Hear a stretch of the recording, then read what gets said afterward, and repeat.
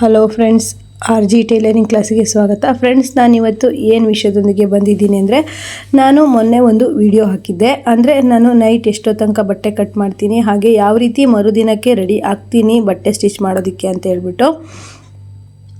ನಮ್ಮ ವ್ಯೂವರ್ಸ್ ಒಬ್ಬರು ಕೇಳಿದರು, ಮನೆ ಕೆಲಸ ಎಲ್ಲ ಯಾವ ರೀತಿ ಮಾಡ್ಕೊಳ್ತೀರಾ, ಬಟ್ಟೆ ಯಾವ ರೀತಿ ಸ್ಟಿಚ್ ಮಾಡ್ತೀರಾ ಅಂತ ಹೇಳ್ಬಿಟ್ಟು.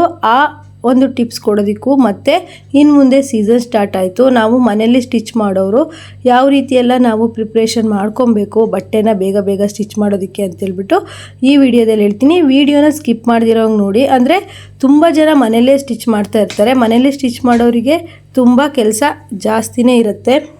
ಫ್ರೆಂಡ್ಸ್, ಇದು ಸಂಡೇ ಅಂದರೆ ಭಾನುವಾರ ಮಾಡಿರೋವಂಥ ವಿಡಿಯೋ. ನಾನೇ ಇವತ್ತು ಭಾನುವಾರ ಮನೆಗಿದ್ನಲ್ಲ, ಎಷ್ಟು ಜನ ಕಸ್ಟಮರು ಮತ್ತು ಮನೆಗೆ ಬಂದು ಹೋಗೋರು ಎಷ್ಟು ಜನ ಇದ್ದರು.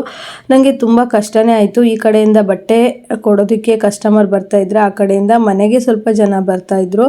ನನಗೆ ಎರಡೂ ಕಡೆ ಮೇಂಟೈನ್ ಮಾಡೋ ಅಷ್ಟೊತ್ತಿಗೆ ತುಂಬಾ ಸುಸ್ತಾಗ್ಬಿಡ್ತು, ಕಷ್ಟನೂ ಆಯಿತು. ಆದರೆ ನಾನು ಇದೆಲ್ಲ ನನಗೆ ತುಂಬ ವರ್ಷದಿಂದ ಅನುಭವ ಆಗಿರೋದ್ರಿಂದ ನಾನು ಕೆಲವೊಂದು ಟಿಪ್ಸನ್ನು ಫಾಲೋ ಮಾಡ್ತೀನಿ. ಅದೇನಪ್ಪ ಅಂತ ಅಂದರೆ, ಮುಂಜಾಗ್ರತೆ ಕ್ರಮವಾಗಿ ನನಗೆ ಮನೇಲಿ ಬಟ್ಟೆ ಸ್ಟಿಚ್ ಮಾಡೋದ್ರಿಂದ ಸ್ವಲ್ಪ ಗೊಂದಲ ಆಗುತ್ತೆ ಅಂದ್ಬಿಟ್ಟು ಕಸ್ಟಮರ್ ಯಾವ ಟೈಮಿಗೆ ಬರ್ತಾರೆ ಅಂತ ಹೇಳೋಂಗಿಲ್ಲ. ಅಂದರೆ ನಾವು ಇಡೀ ದಿನ ಮನೇಲೇ ಇರೋದ್ರಿಂದ ಕಸ್ಟಮರು ಇದೇ ಟೈಮಿಗೆ ಬರ್ತಾರೆ, ಅದೇ ಟೈಮಿಗೆ ಬರ್ತಾರೆ ಅಂತ ಹೇಳೋಕ್ಕಾಗಲ್ಲ. ಯಾಕಂದರೆ ನಾವು ತಿಂಡಿಗೆ ಕೂತಾಗೂ ಬರ್ಬೋದು, ಇಲ್ಲ ರಾತ್ರಿ ಎಷ್ಟು ಲೇಟ್ ಆದರೂ ಕಸ್ಟಮರ್ ಬರ್ತಾರೆ. ಯಾಕಂದರೆ ಮನೇಲೇ ಸ್ಟಿಚ್ ಮಾಡೋದ್ರಿಂದ ನಾನು ಒಂದೊಂದು ಸಲ ರಾತ್ರಿ 2 ಗಂಟೆಗೆಲ್ಲ ಎದ್ಬಿಟ್ಟು ಮದುವೆ ಬಟ್ಟೆನ ಕೊಟ್ಟಿದ್ದಿದೆ. ಆದರೆ ಇವತ್ತಿನ ಈ ವಿಡಿಯೋದಲ್ಲಿ ಟೈಲರ್ಸ್ ಎಲ್ಲ ಯಾರೆಲ್ಲ ಈ ವಿಡಿಯೋ ನೋಡ್ತಾ ಇದ್ದೀರಾ, ಹಾಗೆ ಟೈಲರಿಂಗ್ ಕೆಲಸನ ತುಂಬ ಚೆನ್ನಾಗಿ ನಾವು ಮಾಡಬೇಕು, ಮನೇಲೇ ನಾವು ಇಂಪ್ರೂವ್ಮೆಂಟ್ ಆಗಬೇಕು ಅಂತ ಆಸೆ ಇರೋರಿಗೆ ಈ ಒಂದು ಟಿಪ್ಸ್ಗಳನ್ನು ಹೇಳ್ತೀನಿ. ಎಲ್ಲರೂ ಸಹಿತ ಫಾಲೋ ಮಾಡಿ. ಹಾಗೆ ಈ ರೀತಿ ಎಲ್ಲರಿಗೂ, ಎಲ್ಲ ಟೈಲರ್ಸ್ಗಳಿಗೂ, ಮನೇಲಿ ಸ್ಟಿಚ್ ಮಾಡೋರು ಎಲ್ರಿಗೂ ಆಗಿದೆ ಅಂತ ಹೇಳ್ತೀನಿ.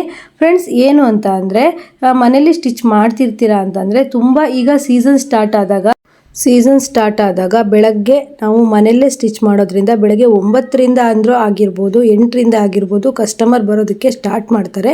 ನಾವು ಕಸ್ಟಮರ್ ಬಂದಾಗ ನಮ್ಮ ಕೆಲಸದ ಬಗ್ಗೆ ಅವರಿಗೆ ಹೇಳೋ ಆಗಿಲ್ಲ. ಅವ್ರು ಬಂದಾಗ ಬಟ್ಟೆ ತಗೊಳ್ಬೇಕು, ಸ್ಟಿಚಿಂಗ್ ಏನೇನಿದೆ ಎಲ್ಲದನ್ನು ಬರ್ಕೊಳ್ಬೇಕು. ಎಲ್ಲ ಕೆಲಸ ನಾವು ಏನೇ ಕೆಲಸ ಮಾಡ್ತಿದ್ರು ಸಹಿತ ಕಸ್ಟಮರ್ ಬಂದಾಗ ಅವ್ರ ಕಡೆ ಗಮನ ಕೊಡಲೇಬೇಕಾಗತ್ತೆ. ಇದು ಅಂಗಡಿಗೆ ಅಂತ ಅವ್ರು ಹೋಗಿರ್ತಾರೆ, ಅಲ್ಲಿ ಅವರಿಗೆ ಸರಿಯಾಗುತ್ತೆ. ನಾವು ಮನೇಲಿ ಟೈಲರಿಂಗ್ ಮಾಡೋರಿಗೆ ತುಂಬ ಕಷ್ಟನೇ ಆಗುತ್ತೆ. ಅದು ನನಗೆ ಆಗ್ತಾ ಇರುತ್ತೆ ಯಾವಾಗಲಾದರೂ ಒಂದೊಂದ್ಸಲಿ.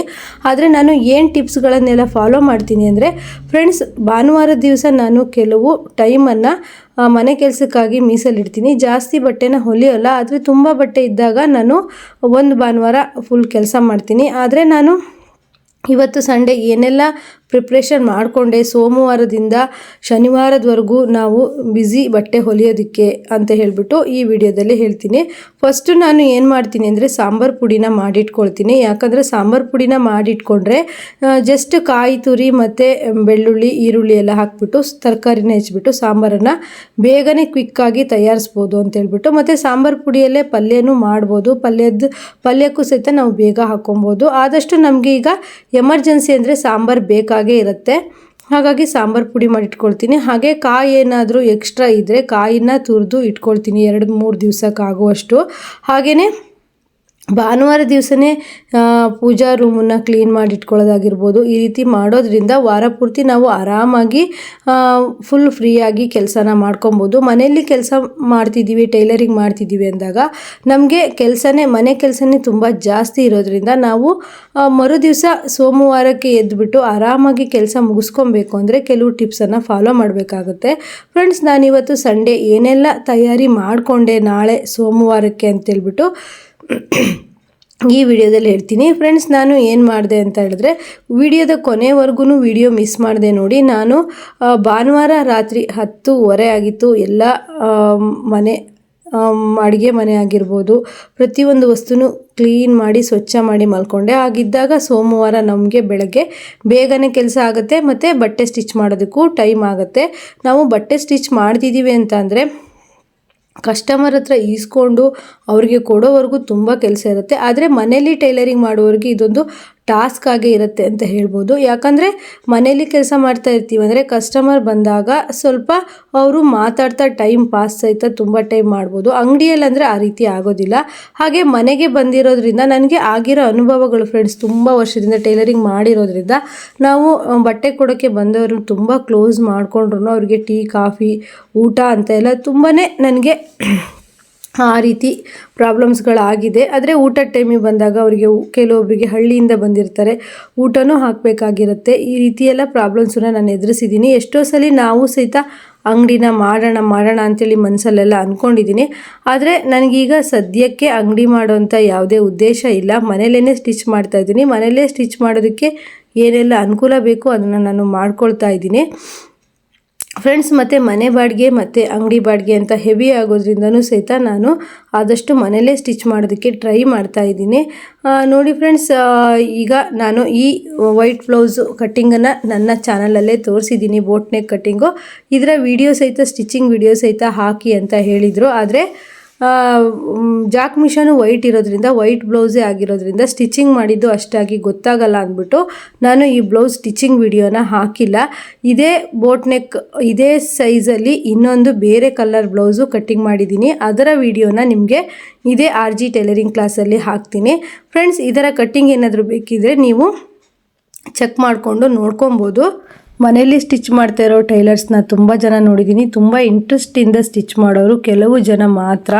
ಆದರೆ ಮನೇಲಿ ಸ್ಟಿಚ್ ಮಾಡೋರಿಗೆ ಹೇಗಿರುತ್ತೆ ಅಂದರೆ, ಮನೆ ಕೆಲಸ ಎಲ್ಲ ಮುಗಿಸಿ ಸ್ಟಿಚ್ ಮಾಡಬೇಕು ಅಂದರೆ ಅವರಿಗೆ ಸ್ವಲ್ಪ ಸೋಮಾರಿತನ ಅನ್ನೋದು ಬರ್ತಾ ಇರುತ್ತೆ. ಅದರಲ್ಲಿ ಕೆಲವು ಜನ ಮಾತ್ರ ಅದನ್ನು ಉದ್ಯೋಗವಾಗಿ ತಗೊಂಡಿರ್ತಾರೆ. ಆದರೆ ನಾನು ಈಗ ಹೇಳೋದು, ನೀವು ಟೈಲರಿಂಗ್ ಕಲ್ತಿದ್ದೀರಾ, ತುಂಬ ಚೆನ್ನಾಗಿ ಟೈಲರಿಂಗ್ ಬರುತ್ತೆ ಅಂತ ಅಂದರೆ ನೀವು ಒಂದು ಟೈಮ್ ಟೇಬಲ್ ಹಾಕ್ಕೊಂಡು ಟೈಲರಿಂಗ್ ಕೆಲಸನ ಮಾಡಬೇಕಾಗತ್ತೆ. ಯಾಕಂದರೆ ಅಂಗಡಿಗೆ ಎಷ್ಟೊತ್ತಿಗೆ ಹೋಗ್ತೀವೋ ಅಷ್ಟೊತ್ತಿಗೆ ನಾವು ಮನೇಲಿ ಟೈಲರಿಂಗಿಗೆ ಕುತ್ಕೊಳ್ಳೋದಾಗಿರ್ಬೋದು, ನಾವು ಇಷ್ಟು ಬ್ಲೌಸನ್ನು ನಾವು ಸ್ಟಿಚ್ ಮಾಡ್ತೀವಿ ಅಂಥೇಳಿ ಕರೆಕ್ಟು ಟೈಮಿಂಗ್ಸನ್ನು ಇಟ್ಕೊಳ್ಳೋದಾಗಲಿ ಮಾಡಿದಾಗ ನಾವು ಟೈಲರಿಂಗ್ ಕೆಲಸದಲ್ಲಿ ಸಕ್ಸಸ್ಸನ್ನು ಕಾಣ್ಬೋದು ಫ್ರೆಂಡ್ಸ್. ಹಾಗೆ ಮನೇಲಿ ಟೈಲರಿಂಗ್ ಮಾಡ್ತಿದ್ದೀವಿ ಅಂದಾಗ ಅಕ್ಕಪಕ್ಕದ ಮನೆಯವ್ರನ್ನಾಗಿರ್ಬೋದು ಬಂದುಬಿಟ್ಟು ಸುಮ್ಮನೆ ಬೇಕಾಗಿದ್ದ ವಿಷಯ, ಬೇಡದಿದ್ದ ವಿಷಯ, ಅವ್ರ ಮನೆ ವಿಷಯ, ಇವ್ರ ಮನೆ ವಿಷಯನ ಮಾತಾಡ್ತಾರೆ. ಆದರೆ ಶಾಪಲ್ಲಿ ಈ ರೀತಿ ನಡೆಯೋದಿಲ್ಲ. ನಾವು ಮನೇಲಿ ಟೈಲರಿಂಗ್ ಕೆಲಸ ಮಾಡ್ತಿದ್ದೀವಿ ಅಂದಾಗ ಅಕ್ಕಪಕ್ಕದ ಮನೆಯವರು, ನಾವು ಕೂತು ಒಂದು ಜಾಗದಲ್ಲಿ ಕೆಲಸ ಮಾಡ್ತಾ ಇರ್ತೀವಿ, ಅಕ್ಕಪಕ್ಕದ ಮನೆಯವರು ಬಂದುಬಿಟ್ಟು ಬೇಡದೇ ಇರೋ ಅಂತಹ ಅವ್ರಿವ್ರ ಮನೆ ಸ್ಟೋರಿನ ಹೇಳ್ತಾರೆ. ಅವ್ರಿವ್ರ ಮನೆ ಸ್ಟೋರಿನ ನಮ್ಮ ಮನೆಗೆ ನಾವು ಯಾಕೆ ಕೇಳಿಸ್ಕೊಳ್ತಾ ಕೂತ್ಕೊಬೇಕು ಫ್ರೆಂಡ್ಸ್. ನಾನು ಯಾವತ್ತೂ ಅಷ್ಟೇ ಕಸ್ಟಮರ್ ಹತ್ರ ಅಂದರೆ ಅವ್ರು ಏನಾದರೂ ಸ್ವಲ್ಪ ಹೇಳಿದರು ಅಂದರೆ ನಾವು ಟಾಪಿಕ್ಕನ್ನೇ ಚೇಂಜ್ ಮಾಡಿಬಿಡ್ತೀವಿ. ಮತ್ತು ಅವ್ರ ಮನೆ ಸ್ಟೋರಿ, ಇವ್ರ ಮನೆ ಸ್ಟೋರಿನ ಆಗಿರ್ಬೋದು, ಮತ್ತು ಬೇಡದೇ ಇರೋ ವಿಷಯಗಳನ್ನು ಮಾತಾಡಿದ್ರು ಅಂದರೆ ನಾನು ಸುಮ್ಮನೆ ಟಾಪಿಕ್ಕನ್ನು ಚೇಂಜ್ ಮಾಡಿಬಿಡ್ತೀನಿ. ಮನೇಲಿ ಬಟ್ಟೆ ಹೊಲಿತಿದ್ದೀರಾ ಅಂದಾಗ ನೀವು ನಿಮ್ಮ ಅಕ್ಕಪಕ್ಕದ ಮನೆಯವರು ಬಂದು ಬೇಡದೇ ಇರೋ ವಿಷಯಗಳನ್ನು ಮಾತಾಡಿದಾಗ ನೀವು ಈ ರೀತಿ ಟಾಪಿಕ್ಕನ್ನು ಚೇಂಜ್ ಮಾಡಿ ಪ್ರತಿನಿತ್ಯ ಬೇರೆಯವ್ರ ಮನೆ ವಿಷಯನ ನಮ್ಮ ಮನೆಗೆ ಮಾತಾಡಿದಾಗ ನೆಗೆಟಿವ್ ಎನರ್ಜಿ ಅನ್ನೋದು ಜಾಸ್ತಿ ಆಗ್ಬೋದು ಫ್ರೆಂಡ್ಸ್. ಮನೇಲಿ ಸ್ಟಿಚ್ ಮಾಡ್ತಿದ್ದೀವಿ ಅಂದಾಗ ಅಕ್ಕಪಕ್ಕದ ಮನೆಯವರು ಬಂದು ಕೂತ್ಕೊಂಡು ಮಾತಾಡೋದು ಸಹಜನೇ ಇರುತ್ತೆ. ಆದರೆ ನಾವು ಎಷ್ಟು ಬೇಕೋ ಅಷ್ಟೇ ನಾವು ಮಾತಾಡೋದ್ರಿಂದ ನಮ್ಮ ಕೆಲಸ ಸಮೇತ ಈಸಿ ಆಗುತ್ತೆ ಫ್ರೆಂಡ್ಸ್. ಈ ಅನುಭವ ಸಹಿತ ನನಗೆ ಆಗಿದೆ. ನಾನು ಮೊದಲೆಲ್ಲ ಬಾಡಿಗೆ ಇರೋ ಮನೆಗಳಲ್ಲಿ ಈ ರೀತಿ ಅನುಭವಗಳಾಗಿದೆ. ಹಾಗಾಗಿ ಈಗ ನಾನು ಆದಷ್ಟು ಅಕ್ಕಪಕ್ಕದ ಮನೆಯವ್ರ ಹತ್ರ ಜಾಸ್ತಿ ಮಾತಾಡೋದು ತುಂಬಾ ಕಡಿಮೆ ಆಗಿದೆ. ಯಾಕಂದರೆ ಸುಮ್ಮನೆ ಟೈಮ್ ವೇಸ್ಟು. ನಾವು ಏನೋ ಒಂದು ಟೈಮ್ ಟೇಬಲ್ ಹಾಕ್ಕೊಂಡು ಕೆಲಸ ಮಾಡ್ತಾ ಇರ್ತೀವಿ. ಅವ್ರಿಗೆ ಕೆಲಸ ಇರಲಿ ಇಲ್ದಿತ್ತಿರಲಿ ನಾವು ಮಾತಾಡಬೇಕಾಗತ್ತೆ. ಅದೇ ಟೈಮಲ್ಲಿ ನಾವು ಕೆಲಸ ಮಾಡಿದಾಗ ಅರ್ನಿಂಗ್ಸ್ ಅನ್ನೋದು ಮಾಡ್ಬೋದು ಫ್ರೆಂಡ್ಸ್. ನನಗೆ ತುಂಬ ಜವಾಬ್ದಾರಿ ಇರೋದ್ರಿಂದ 5 ನಿಮಿಷವೂ ನನಗೆ ತುಂಬ ಇಂಪಾರ್ಟೆಂಟ್ ಆಗುತ್ತೆ. ನನ್ನ ತಲೆಯಲ್ಲಿ ಯಾವಾಗಲೂ ಅಷ್ಟೇ ಈ ಟೈಮಿಗೆ ಈ ಕೆಲಸ ಮಾಡಬೇಕು, ಈ ಟೈಮಿಗೆ ಈ ಕೆಲಸ ಮಾಡಬೇಕು ಅನ್ನೋದಷ್ಟೇ ನನ್ನ ತಲೆಯಲ್ಲಿ ಇರುತ್ತೆ ಹೊರತು ಬೇರೆ ಯಾವುದು ನನಗೆ ಬೇಕನ್ಸಲ್ಲ. ನನಗೆ ಟೈಮ್ ಕರೆಕ್ಟಾಗಿ ವೀಡಿಯೋಸ್ ಹಾಕಬೇಕು, ಟೈಮ್ ಕರೆಕ್ಟಾಗಿ ಕಸ್ಟಮರ್ಗೆ ಬಟ್ಟೆನ ಕೊಡಬೇಕು. ಹೊಸ ಕಸ್ಟಮರ್ ಬರೋ ರೀತಿ ನಾವು ಯಾವ ರೀತಿ ಮಾಡಬೇಕು ಇದೇ ರೀತಿ ನಾನು ಪ್ಲ್ಯಾನಲ್ಲೇ ಇರ್ತೀನಿ. ಯಾಕಂದರೆ ನಾವು ಈ ವಯಸ್ಸಲ್ಲಿ ದುಡಿದ್ರೆ ರಿಟೈರ್ಡ್ ಆಗೋ ಟೈಮಲ್ಲಿ ನಾವು ಆರಾಮಾಗಿ ಇರ್ಬೋದು ಅನ್ನೋದು ನನ್ನ ಉದ್ದೇಶ. ನೀವೆಲ್ಲ ಏನು ಹೇಳ್ತೀರಾ ಅಂತ ನನಗೆ ಕಮೆಂಟ್ ಮಾಡಿ ಫ್ರೆಂಡ್ಸ್. ನೋಡಿ, ನಾನು ಈ ಬ್ಲೌಸು ಸ್ಟಿಚಿಂಗ್ ಆಯಿತು. ಸ್ಟಿಚಿಂಗ್ ಆದಮೇಲೆ ನೆಕ್ಸ್ಟು ನಾನು ಕೆಲವೊಂದು ಟಿಪ್ಸನ್ನು ಹೇಳ್ತೀನಿ, ಮಿಸ್ ಮಾಡ್ದೇ ವಿಡಿಯೋನ ಪೂರ್ತಿ ನೋಡಿ ಹಾಗೆ ಲೈಕ್ ಮಾಡಿ ಅಂತ ಹೇಳ್ತೀನಿ. ಈ ವಿಡಿಯೋ ನಿಮ್ಗೆ ಹೇಗೆ ಅನ್ನಿಸ್ತು ಅಂತಲೂ ಸಹಿತ ಹೇಳಿ. ಫ್ರೆಂಡ್ಸ್, ಮನೆಯಲ್ಲಿ ಟೈಲರಿಂಗ್ ಮಾಡ್ತಿರ್ತೀರಾ ಅಂದಾಗ ಈ ಮಾರ್ಚ್ ಏಪ್ರಿಲ್ ಮೇ ತಿಂಗಳಲ್ಲಿ ತುಂಬ ಮದುವೆ ಸೀಸನ್ ಇರುತ್ತೆ. ಬಟ್ಟೆ ಆರ್ಡರ್ಸ್ ಜಾಸ್ತಿ ಬಂದಾಗ ನಾವು ಬೇಡ ಅಂತ ಹೇಳಿದ್ರೆ ಕಸ್ಟಮರ್ ಹೋಗ್ತಾರೆ. ನಾನು ಯಾವತ್ತೂ ಅಷ್ಟೇ ಫ್ರೆಂಡ್ಸ್, ಮಾರ್ಚ್ ಏಪ್ರಿಲ್ ಮೇ ತಿಂಗಳಲ್ಲಿ ಎಷ್ಟೇ ಬಟ್ಟೆ ಬಂದ್ರೂ ವಾಪಸ್ ಅಂತೂ ಕಳಿಸಲ್ಲ. ರಾತ್ರಿ ಹಗಲು ಹೊಲಿದು ಬಿಟ್ಟು ಕೊಡ್ತೀನಿ. ಆದರೆ ನೀವು ರಾತ್ರಿ ಹಗಲು ಹೊಲಿಯೋಂಥ ಸಾಧ್ಯತೆ ಏನು ಇರೋದಿಲ್ಲ. ಹಗಲಲ್ಲೇ ನೀವು ಇರೋ ಟೈಮನ್ನು ಬಳಸ್ಕೊಂಡ್ರೆ ನೀವು ಹಗಲು ಟೈಮಲ್ಲೇ ಆರಾಮಾಗಿ ಸ್ಟಿಚ್ ಮಾಡ್ಬೋದು. ಅದು ಹೇಗಂತ ಈಗ ಹೇಳ್ತೀನಿ. ಫ್ರೆಂಡ್ಸ್ ನೋಡಿ, ನೀವು ಬಟ್ಟೆ ಕೊಡೋದಕ್ಕೆ ಕಸ್ಟಮರ್ ಬಂದಾಗ ಅವರು ಏನು ಬಟ್ಟೆ ಕೊಡೋಕ್ಕೆ ಬಂದಿರ್ತಾರೋ ಅಷ್ಟೇ ಮಾತಾಡಬೇಕು, ಅಳತೆ ತೊಗೊಬೇಕು, ಕಳಿಸ್ಬೇಕು. ಇನ್ನು ಬೇಡದೇ ಇರೋಂಥ ವಿಷಯಗಳನ್ನು ನಾವು ಅವ್ರನ್ನ ಕೆಣಕ್ಬಿಟ್ಟು ಕೇಳಬಾರ್ದು. ಒಬ್ರಿಗೇನಾದರೂ ನಿಮ್ಮ ಮಗ ಏನು ಮಾಡ್ತಾರೆ, ನಿಮ್ಮ ಮಗಳು ಏನು ಮಾಡ್ತಾರೆ, ನಿಮ್ಮ ಫ್ಯಾಮಿಲಿ ಏನು, ಹೇಗೆ, ಅತ್ತೆ ಮಾವ ಏನು ಅಂತ ಕೇಳಿಬಿಟ್ರೆ, ಈಗ ಸೊಸೆ ಬಂದಿರ್ತಾರೆ, ಅತ್ತೆ ವಿಷಯ ಕೇಳಿದ್ರೆ ಮುಗ್ದೇ ಹೋಯಿತು, ಅವ್ರ ಸ್ಟೋರಿ ಪೂರ್ತಿ ಹೇಳೋಗ್ತಾರೆ. ಅತ್ತೆ ಬಂದಿರ್ತಾರೆ, ಸೊಸೆ ವಿಷಯ ಕೇಳಿದ್ರೆ ಮುಗ್ದೇ ಹೋಯಿತು, ಅದು ಹೇಳೋದೇ ಬೇಡ. ಈ ರೀತಿ ಎಲ್ಲ ಹೇಳಿಬಿಟ್ಟು ನಮ್ಮ ಟೈಮನ್ನು ವೇಸ್ಟ್ ಮಾಡ್ತಾರೆ. ಹಾಗೆ ಅವರಿಗಂತೂ ಕೆಲಸ ಇರೋದಿಲ್ಲ, ನಮ್ಮ ಟೈಮನ್ನು ಪೂರ್ತಿ ವೇಸ್ಟ್ ಮಾಡ್ತಾರೆ. ಈ ರೀತಿ ನನಗೆ ತುಂಬ ಅನುಭವಗಳಾಗ್ತಾ ಇರ್ತವೆ. ಆಗ ನಾನು ಏನು ಮಾಡ್ತೀನಿ ಅಂತಂದರೆ, ಸ್ವಲ್ಪ ಒಳಗಡೆ ಏನೋ ಕೆಲಸ ಇದೆ ಅಂದ್ಬಿಟ್ಟು ನಾನು ಎದ್ದು ಬಂದುಬಿಡ್ತೀನಿ. ಸುಮ್ಮನೆ ಅವ್ರ ಹತ್ರ ಮಾತಾಡಿ ಟೈಮ್ ವೇಸ್ಟ್ ಮಾಡಲ್ಲ. ನಾವು ಅವರಿಗೆ ಇಂಟ್ರೆಸ್ಟಾಗಿ ಕೇಳಿ ಎಂಕರೇಜ್ ಕೊಟ್ವಿ ಅಂತಂದರೆ ನಮ್ಮ ಟೈಮನ್ನು ವೇಸ್ಟ್ ಮಾಡ್ತಾರೆ. ಆ ರೀತಿ ನನಗೆ ತುಂಬ ಸಲ ಆಗಿದೆ ಫ್ರೆಂಡ್ಸ್. ಆಗ ನನಗೆ ಬೇರೆಯವ್ರ ಮನೆ ವಿಷಯ ನಮಗೇನಕ್ಕೆ, ನಮ್ಮದೇ ಕೆಲಸ ಜಾಸ್ತಿ ಇರುತ್ತಲ್ವ, ಈ ರೀತಿ ಆಗುತ್ತೆ. ಮತ್ತು ಫ್ರೆಂಡ್ಸ್, ನಮ್ಮ ಫ್ರೆಂಡ್ಸ್ ಒಬ್ಬರು ಸಜೆಷನ್ ಕೊಟ್ಟರು, ರೇವತಿ ಅವರೇ, ನೀವು ಟೈಲರಿಂಗ್ ಮಾಡ್ತಾ ಇರೋ ರೂಮಲ್ಲಿ ಯಾವುದೇ ಥರ ಸ್ಟೂಲ್ ಆಗಿರ್ಬೋದು, ಚೇರ್ ಆಗಿರ್ಬೋದು ಇಡಬೇಡಿ. ಯಾಕಂದರೆ ಕಸ್ಟಮರ್ ಬಂದವರು ಬಟ್ಟೆ ಕೊಟ್ಟು ತಕ್ಷಣ ಹೋಗೋದಿಲ್ಲ. ನೀವು ಆರಾಮವಾಗಿ ಚೇರ್ ಆಗಿರಲಿ, ಸ್ಟೂಲ್ ಆಗಲಿ ಇಟ್ರಿ ಅಂದರೆ ಅವರು ನಿಮ್ಮ ಹತ್ರ ಮಾತಾಡ್ತಾ ಕೂತ್ಬಿಡ್ತಾರೆ. ನಿಮಗೆ ಕೆಲಸ ಇದ್ದರೂ ಇದೆಯೋ ಇಲ್ವೋ ಅನ್ನೋದ್ರ ಬಗ್ಗೆ ಚಿಂತೆ ಮಾಡಲ್ಲ, ನಿಮಗೆ ಕೆಲಸ ಮಾಡಿಸ್ತಾರೆ. ಆದರೆ ನೀವು ಚೇರು ಏನು ಇಡಲಿಲ್ಲ, ಕೂತ್ಕೊಳ್ಳಿ ಅಂತ ಹೇಳಲಿಲ್ಲ ಅಂದರೆ ಅವರು ಎಷ್ಟೋ ತನಕ ನಿಲ್ತಾರೆ, ಹಾಗೆಯೇ ಒಂದೆರಡು ಮಾತಾಡಿ ಹೋಗ್ಬಿಡ್ತಾರೆ ಅಂತ ನನಗೊಂದು ದಿವಸ ನಮ್ಮ ಫ್ರೆಂಡು ತುಂಬ ಒಳ್ಳೆ ಸಜೆಷನ್ ಕೊಟ್ಟರು. ನಾನು ಕೆಲವು ಸರಿ ಅದು ಕೇಳಿದಾಗ ಹೀಗ ಅಂತ ಅನ್ನಿಸ್ತು, ಆದರೆ ನನಗೆ ಇವಾಗ ಅನ್ನಿಸ್ತಾ ಇದೆ ಅದು ತುಂಬ ಒಳ್ಳೆ ಸಲಹೆ ಅಂತ ಹೇಳ್ಬಿಟ್ಟು.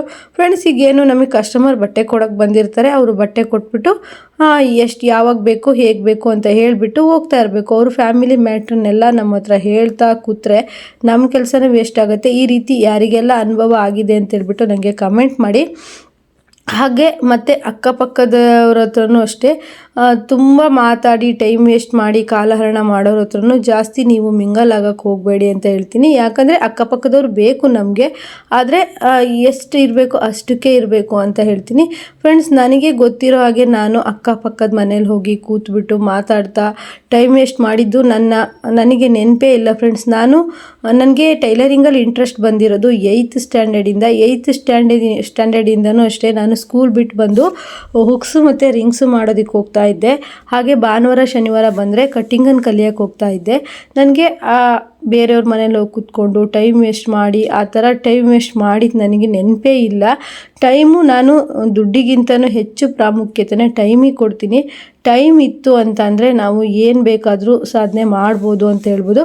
ಫ್ರೆಂಡ್ಸ್, ಹೋಗಿರೋ ಸಮಯ ಯಾವತ್ತೂ ವಾಪಸ್ ಬರೋದಿಲ್ಲ.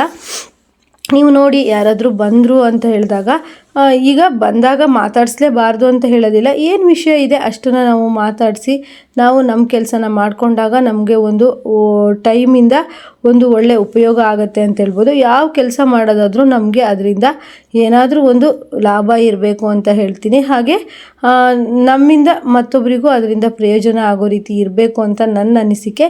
ಮತ್ತು ನಾವು ಟೈಲರ್ಸ್ ಈಗ ನಾವು ಬ್ಲೌಸ್ ಸ್ಟಿಚ್ ಮಾಡೋದು ಕಲ್ತ್ಬಿಟ್ಟಿದ್ದೀವಿ, ನಾವು ಬಟ್ಟೆ ಎಲ್ಲ ಥರ ಬಟ್ಟೆನೂ ಸ್ಟಿಚ್ ಮಾಡೋದು ಕಲ್ತ್ಬಿಟ್ಟಿದ್ದೀವಿ ಅಂತ ಹೇಳಿಬಿಟ್ಟು ಇರೋದಲ್ಲ. ನಮಗೆ ಪ್ರತಿನಿತ್ಯ ಕಲಿಯೋದು ಅನ್ನೋದು ಇದ್ದೇ ಇರುತ್ತೆ. ಈಗ ಹೊಸ ಟ್ರೆಂಡ್ ಬರ್ತಾ ಇರೋದ್ರಿಂದ ನಿಮಗೆ ಬಟ್ಟೆ ಇಲ್ವಾ, ಮನೇಲಿ ಎಲ್ಲ ಬಟ್ಟೆಗಳು ಹೊಲಿದು ಖಾಲಿ ಆದ್ವಾ, ಸುಮ್ಮನೆ ಬೇಡದೇ ಇರೋ ವಿಚಾರಗಳನ್ನು ಮಾತಾಡಿ ಟೈಮ್ ವೇಸ್ಟ್ ಮಾಡೋ ಬದಲು ಹೊಸ ಪ್ಯಾಟ್ರನನ್ನು ಸರ್ಚ್ ಮಾಡಿ ಹುಡುಕಿ ಕಲೀರಿ.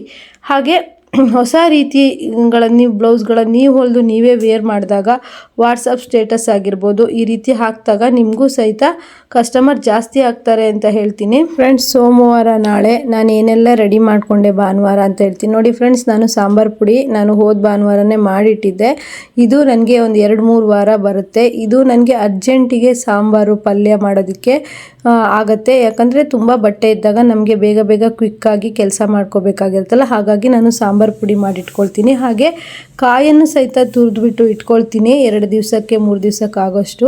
ಫ್ರಿಜ್ಜಲ್ಲಿ ಇಟ್ಟರೆ ಹಾಳಾಗೋದಿಲ್ಲ, ಬೇಗನೆ ನಾವು ಕ್ವಿಕ್ಕಾಗಿ ಸಾಂಬಾರು ಮಾಡ್ಕೊಬೋದು ಅಂತ ಹೇಳ್ಬಿಟ್ಟು. ನೀವೆಲ್ಲ ಯಾವ ರೀತಿ ಬೇಗ ಬೇಗ ಕೆಲಸ ಮಾಡೋದಕ್ಕೆ ಈ ಟಿಪ್ಸನ್ನು ಫಾಲೋ ಮಾಡ್ತೀರಾ ಅಂತ ಕೇಳ್ತಾ ಇದ್ದೀನಿ, ಕಮೆಂಟ್ ಮಾಡಿ. ಹಾಗೆ ಈಗ ಟೈಲರ್ಸ್ಗಳೆಲ್ಲರೂ ಸಹಿತ ಈ ರೀತಿ ಬೇಗ ಬೇಗನೆ ಕೆಲಸ ಮಾಡಿ ಸ್ಟಿಚ್ ಮಾಡಬೇಕಾಗತ್ತೆ. ನೀವು ಯಾವ ರೀತಿ ಫಾಲೋ ಮಾಡ್ತೀರಾ ಅಂತ ಹೇಳಿ. ನೋಡಿ ಫ್ರೆಂಡ್ಸ್, ರಾತ್ರಿ ಊಟ ಎಲ್ಲ ಆದಮೇಲೆ ಪಾತ್ರೆ ಅಷ್ಟು ತೊಳೆದ್ಬಿಟ್ಟು ನೀಟಾಗಿ ಅಡುಗೆ ಮನೆನ ನೀಟಾಗಿ ಮಾಡಿ ಇಟ್ಟಿದ್ದೀನಿ ಫ್ರೆಂಡ್ಸ್. ನಮ್ಮ ಅಡುಗೆ ಮನೆ ತುಂಬ ಚಿಕ್ಕದು, ನಾವು ಇರೋದು ಬಾಡಿಗೆ ಮನೆ ಆಗಿರೋದ್ರಿಂದ ಅಲ್ಲಿ ಹೇಗೆ ವ್ಯವಸ್ಥೆ ಇದೆ ಆ ವ್ಯವಸ್ಥೆಯಲ್ಲಿ ನಾವು ಇರಬೇಕಲ್ವ. ಹಾಗಾಗಿ ನಮ್ಮ ಅಡುಗೆ ಮನೆ ತುಂಬ ಚಿಕ್ಕದಿದೆ, ಯಾರು ಏನು ತಿಳ್ಕೊಬೇಡಿ ಫ್ರೆಂಡ್ಸ್. ನಾನು ನೀಟಾಗಿ ಪಾತ್ರೆ ಎಲ್ಲ ತೊಳೆದ್ಬಿಟ್ಟು ರೆಡಿ ಮಾಡಿ ಇಟ್ಕೊಂಡಿದ್ದೀನಿ. ಸೋಮವಾರ ಬೆಳಗ್ಗೆ ಎದ್ಬಿಟ್ಟು ಬೇಗ ಬೇಗ ತಿಂಡಿ ಅಡುಗೆ ಮಾಡಿಕೊಂಡು ಬಟ್ಟೆನ ಸ್ಟಿಚ್ ಮಾಡೋದಕ್ಕೆ ಕೂರಬೇಕಲ್ವ. ಹಾಗಾಗಿ ಮತ್ತು ಎಷ್ಟು ಬೇಕೋ ಅಷ್ಟೇ ಪಾತ್ರೆಗಳನ್ನು ಇಟ್ಕೊಂಡಿದ್ದೀನಿ. ಮತ್ತು ಅಡುಗೆ ಮನೆ ತುಂಬ ಚಿಕ್ಕದಿದೆ, ಇದರಿಂದ ನನಗೆ ಅನುಕೂಲ ಆಗಿದೆ. ಅಂದರೆ ಬೇಗ ಬೇಗ ಕೆಲಸ ಮುಗಿಸ್ಬಿಟ್ಟು ಸ್ಟಿಚಿಂಗು ಸಹಿತ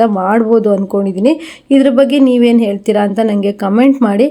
ಹಾಗೆ ನೋಡಿ ಫ್ರೆಂಡ್ಸ್, ಬೇಗನೆ ಕೆಲಸ ಮುಗಿಸಿ ನಾವು ಬಟ್ಟೆ ಸ್ಟಿಚ್ ಮಾಡೋಕ್ಕೆ ಕುತ್ಕೊಂಡಾಗ ದಿನಕ್ಕೆ ನಾವು 4-5 ಬ್ಲೌಸು 6-7 ಬ್ಲೌಸು ಸಹಿತ ಸ್ಟಿಚ್ ಮಾಡ್ಬೋದು. ಈ ವಿಡಿಯೋದಿಂದ ನಿಮ್ಗೆ ಏನಾದರೂ ಹೆಲ್ಪ್ ಆಗಿದ್ದರೆ ಲೈಕ್, ಶೇರ್, ಕಮೆಂಟ್ ಮಾಡಿ. ನೆಕ್ಸ್ಟ್ ವಿಡಿಯೋದಲ್ಲಿ ಮತ್ತೆ ಸಿಗೋಣ. ಎಲ್ರಿಗೂ